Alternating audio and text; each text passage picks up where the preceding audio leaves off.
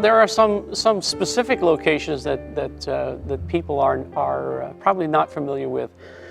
In South Wales, for example, there's a place called Carrick Kennan, and it's an old ruined castle set on a lonely, isolated mountaintop, and it's one of those places that just shouts intrigue, that shouts mystery. So I wanted to use that. That's a real place. There are other locations in Wales that I add in the Lake District, the English Lake District, that I used that are fictional, that don't exist.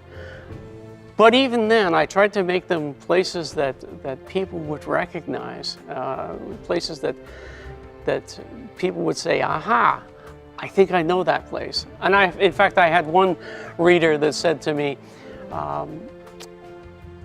I know where Brother Thomas sat and prayed. And in the book, I had him sitting on a rock overlooking a valley. And I had described the valley in such a way, and I described this mountaintop village in such a way that she knew exactly where it was.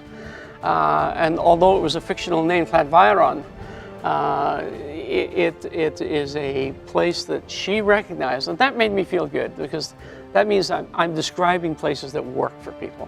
Well, hopefully my locations are accurate, very accurate. I've traveled, I love traveling, I love going to places, and I love experiencing them, and I love sharing the experience of those places.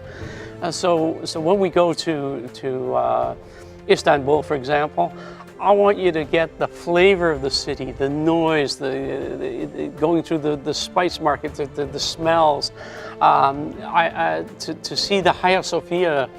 1,500 years it's been there, and it's so magnificent, it's so incredible.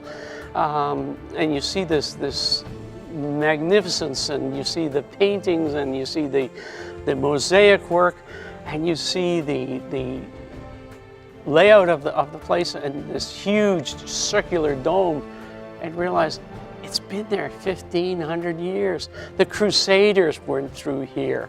The Crusaders rode their horses through the cathedral and up onto the upper levels. I want people to experience that, so I try to build that into the experience.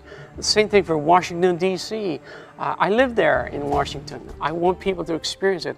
I've been to the English Lake District, and to describe the narrow lakes, and to see the mountains, what they call the fells, coming in behind. I hope to portray that in such a way that my readers say, first of all, I really enjoyed it in the book, but secondly, you know what? I'd love to go there. I'd love to see that.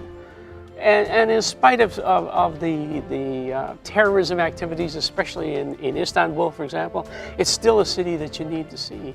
It's still a city that you need to experience. The same thing for London, the same thing for France, for some of these other locations. The Austrian Tyrol, I wanted people to actually smell the manure on the mountains. I wanted them to see the mountains and to see the snow caps, and then the very thickly wooded areas, and then the alpine meadows. I want people to experience it. So I try to be very accurate in my descriptions of locations in the books.